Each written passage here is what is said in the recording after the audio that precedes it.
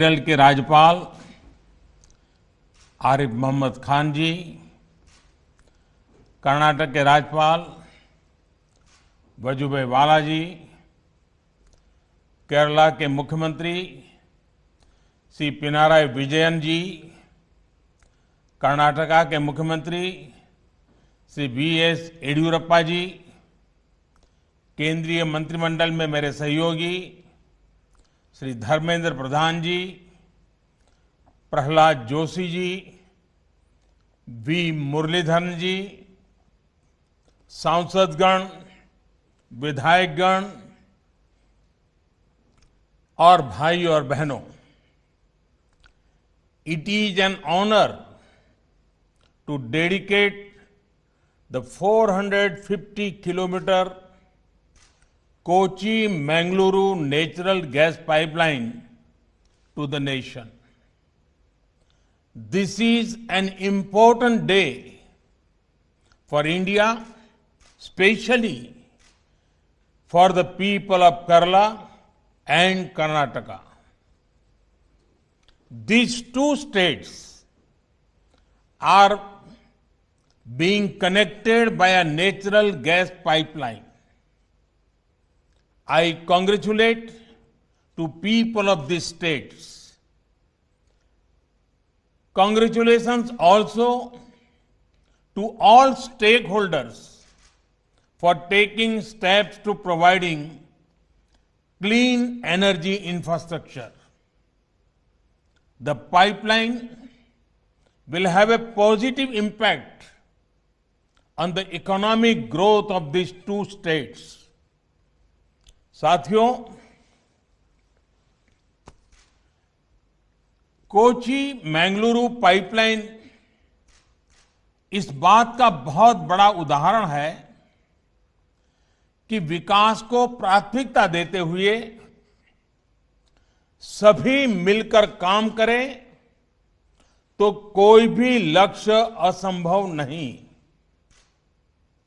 ये प्रोजेक्ट से जुड़े लोग जानते हैं कि इंजीनियरिंग के लिहाज से इसे पूरा करना कितना मुश्किल था। प्रोजेक्ट में कई दिक्कतें भी आई, लेकिन हमारे श्रमिकों, हमारे इंजीनियरों, हमारे किसानों और राज्य सरकारों के सहयोग से ये पाइपलाइन पूरी हुई। कहने को ये सिर्फ एक पाइपलाइन है, लेकिन दोनों राज्यों के विकास को गति देने में इसकी बहुत बड़ी भूमिका होने वाली है। क्यों आज देश गैस बेस्ड इकोनॉमी पर इतना बल दे रहा है?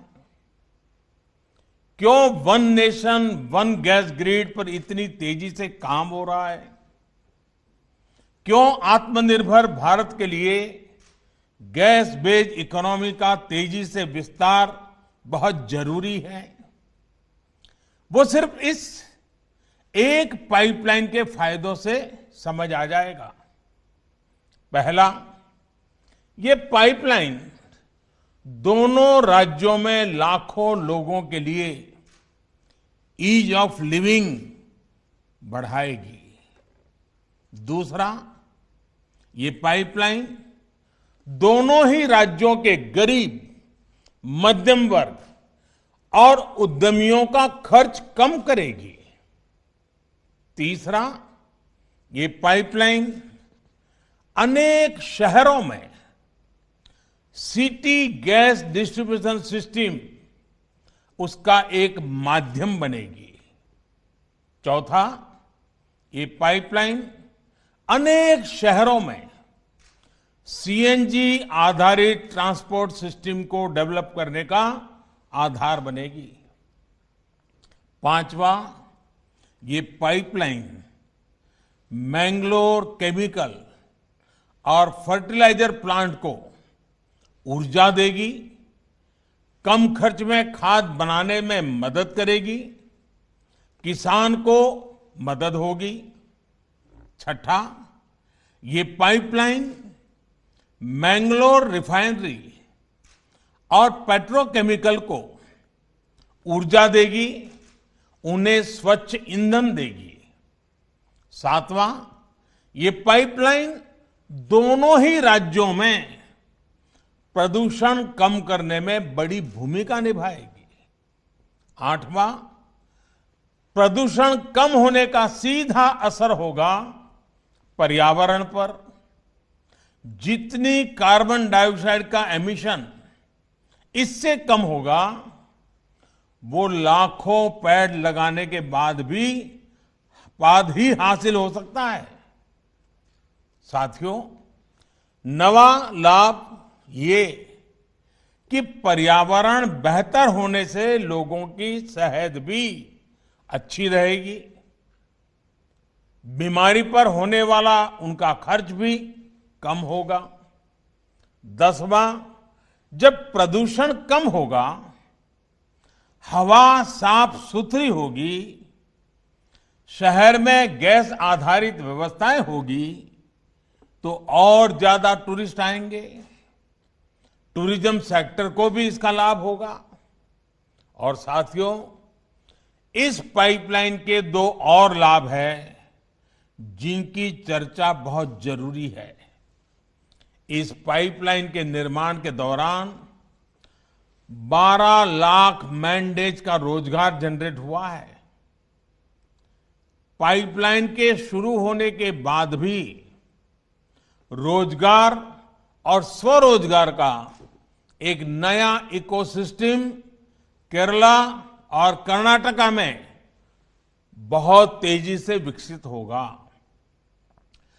फर्टिलाइजर उद्योग हो, पेट्रोकेमिकल उद्योग हो, बिजली उद्योग हो, हर उद्योग इससे लाभ लेगा और रोजगार के अवसर बनेंगे। साथियों, इस पाइपलाइन का एक और बड़ा लाभ पूरे देश को होगा। जब ये पाइपलाइन पूरी क्षमता से काम करना शुरू कर देगी, तो देश की हजारों करोड़ की विदेशी मुद्रा ये खर्च बच जाएगा। भारत COP21 के लक्ष्यों को लेकर जिस गंभीरता से काम कर रहा है, ये प्रयास हमें उसमें भी मदद करेंगे। साथियों, दुनिया भर के एक्सपर्ट्स का कहना है कि 21वीं सदी में जो भी देश अपनी कनेक्टिविटी पर और क्लीन एनर्जी पर सबसे ज्यादा जोर देगा, तेजी से काम करेगा, वो तेजी से नई ऊंचाई पर पहुंचेगा। आज आप जिस भी फ्रंट पर देखें, highway connectivity, railway connectivity, metro connectivity, air connectivity, water connectivity, digital connectivity या फिर गैस कनेक्टिविटी, भारत में जितना काम अभी हो रहा है, एक साथ इतने सभी क्षेत्रों में उतना पहले कभी नहीं हुआ। एक भारतीय के तौर पर यह हम सभी का सौभाग्य है कि हम ये होते हुए अपनी आंखों से देख रहे हैं। हम सभी विकास के इस नए आंदोलन का हिस्सा है। भाइयों और बहनों, पिछली शताब्दी में भारत जिस भी रफ्तार से चला, उसकी अपनी वजह रही है। मैं उनके विस्तार में नहीं जाना चाहता, लेकिन इतना तय है कि आज का युवा भारत दुनिया पर छा जाने के लिए अधीर भारत अब धीरे नहीं चल सकता। इसलिए ही बीते वर्षों में देश ने स्पीड भी बढ़ाई और स्केल भी बढ़ाया। साथ साथ स्कोप भी बढ़ाया। साथियों, भारत की नई पीढ़ी का एक अच्छा गुण है कि वो तथ्यों के आधार पर चीजों को परखती है और उसकी सफलता विफलता को तुलनात्मक रूप में भी एनालाइज करती है और हर एक बात को तर्क के आधार पर, तथ्य के आधार पर स्वीकार करती है। भारत में गैस बेस्ड इकोनॉमी को लेकर अभी जो काम हो रहा है उसमें भी कई तर्क और तथ्य बहुत ही महत्वपूर्ण है। साथियों, हमारे देश में पहली inter state natural gas pipeline 1987 में कमीशन हुई थी। पहली पाइपलाइन 1987 में कमीशन हुई थी। इसके बाद 2014 तक यानी 27 साल 27 इयर्स में भारत में 15,000 किलोमीटर नेचुरल गैस पाइपलाइन बनी। आज देश भर में पूरब, पश्चिम, उत्तर, दक्षिण 16,000 किलोमीटर से ज्यादा नई गैस पाइपलाइन पर काम चल रहा है। ये काम अगले 4-6 साल में पूरा होने वाला है। आप कल्पना कर सकते हैं, जितना काम 27 वर्षों में हुआ, हम उससे ज्यादा काम उसके आधे समय में करने का लक्ष्य लेकर चल रहे हैं। साथियों, इसी तरह एक और उदाहरण है सीएनजी स्टेशन का। हमारे देश में पहला सीएनजी स्टेशन 1992 के आसपास शुरू हुआ था। साल 2014 तक 22 साल में हमारे देश में सीएनजी स्टेशनों की संख्या 900 से ज्यादा नहीं थी, 900 से ज्यादा नहीं थी। जबकि पिछले 6 वर्षों में 1500 के करीब नए सीएनजी स्टेशन शुरू हुए हैं। अब सरकार इस लक्ष्य पर काम कर रही है कि देश भर में सीएनजी स्टेशनों की संख्या को 10,000 तक पहुंचाया जाए। अभी जो ये पाइपलाइन कमीशन हुई है, ये भी केरला और कर्नाटका के अनेक शहरों में 700 सीएनजी स्टेशन खोलने में मदद करेगी। साथियों, एक और दिलचस्प आंकड़ा है पीएनजी कनेक्शन का। रसोई में पाइप से जो गैस पहुंचाई जाती है उसका 2014 तक हमारे देश में सिर्फ 25 लाख पीएनजी कनेक्शन थे। मतलब कि घरों में पाइपलाइन से गैस 25 लाख। आज देश में 72 लाख से ज्यादा घरों की रसोई में पाइप से गैस पहुंच रही है। कोची मैंगलुरु पाइपलाइन से 21 लाख और नए लोग पीएनजी सुविधा का लाभ ले पाएंगे। भाइयों और बहनों, लंबे समय तक भारत में एलपीजी कवरेज की स्थिति क्या रही, ये हम सभी जानते हैं। साल 2014 तक जहां 14 करोड़ एलपीजी कनेक्शन देश भर में थे, वहीं बीते 6 सालों में इतने ही नए कनेक्शन और दिए गए हैं।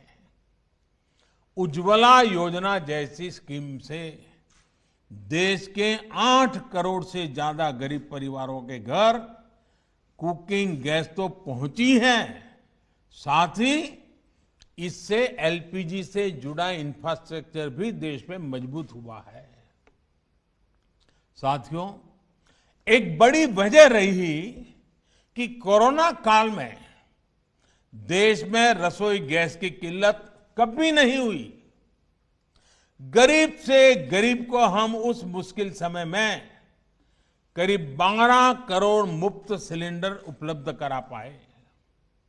साथियों, सरकार के इन प्रयासों का, इतनी तेजी से किए जा रहे कार्यों का एक और प्रभाव हुआ है।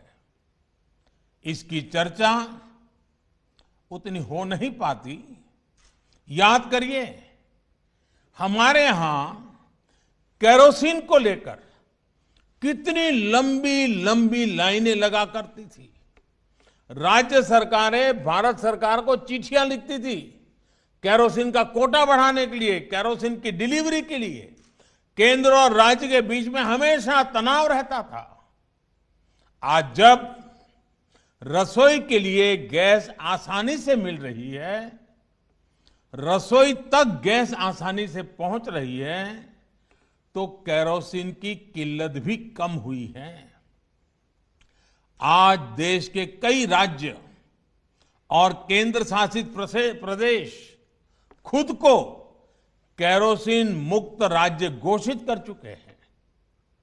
Friends, our government believes in an integrated approach for energy planning.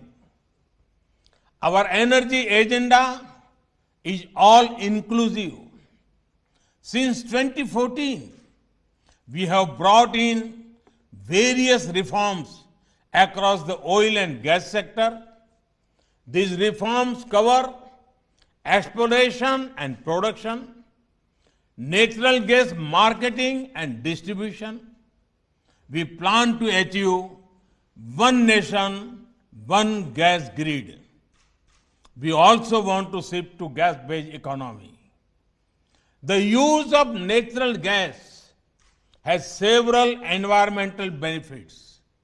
The government is taking policy initiative to increase the share of natural gas in India's energy basket from 6% to 15%.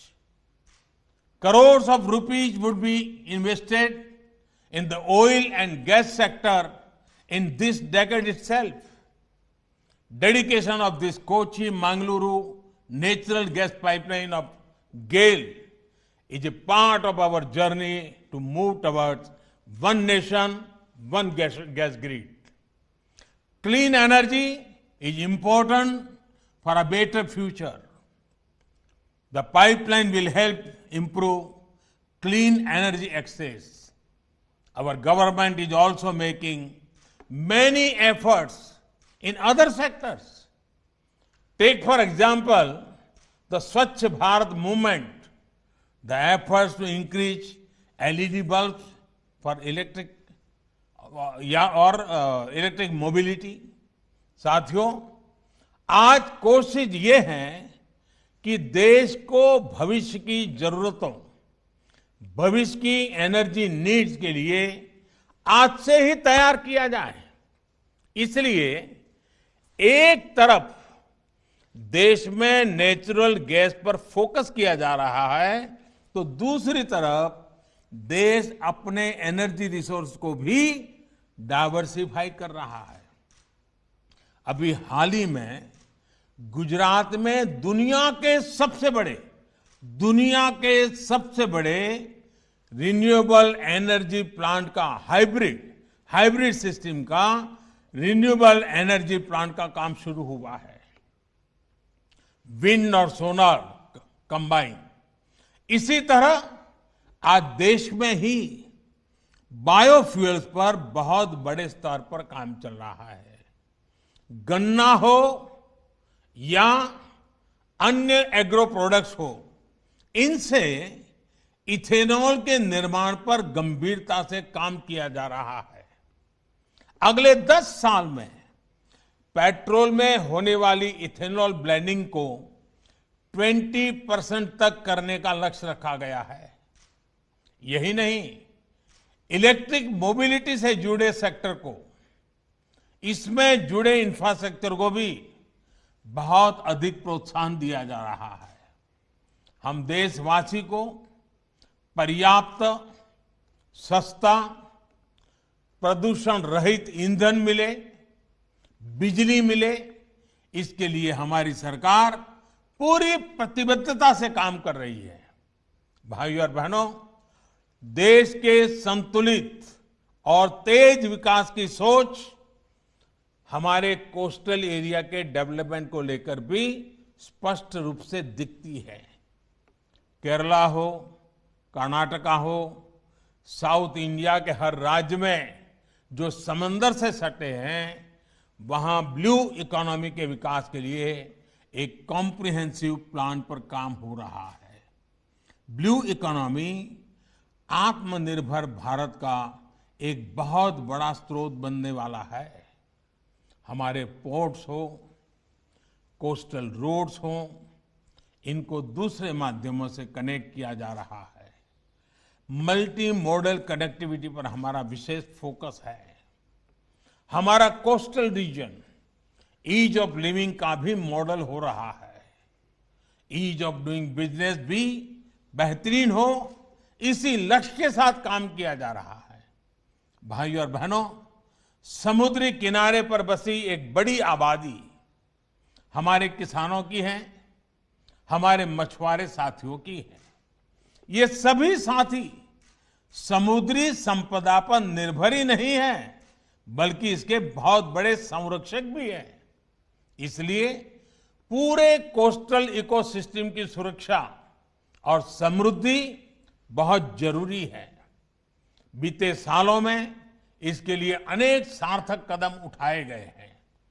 मछुआरों को डीप सी फिशिंग के लिए जरूरी मदद हो, fisheries का अलग department बनाना हो, मत्स्य व्यापार से जुड़े साथियों को भी सस्ते ऋण के लिए किसान क्रेडिट कार्ड देना हो, इससे सामान्य मछुआरे साथी को भी लाभ हो रहा है।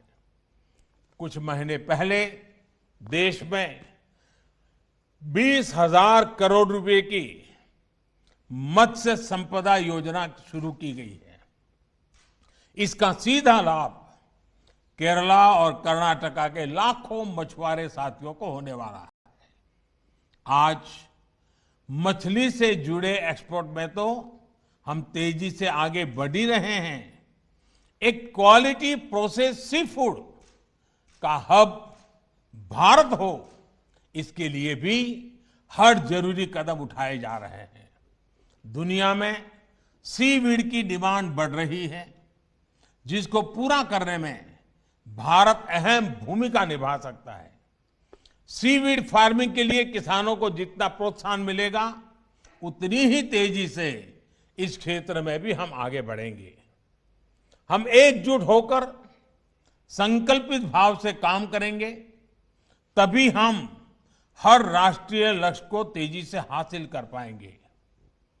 एक बार फिर कोची मंगलुरु गैस पाइपलाइन के लिए केरला और कर्नाटक के सभी नागरिक भाइयों बहनों को, इस काम से जुड़े हुए सभी महानुभावों को अनेक अनेक बधाइयां देता हूं, बहुत बहुत बधाई देता हूं।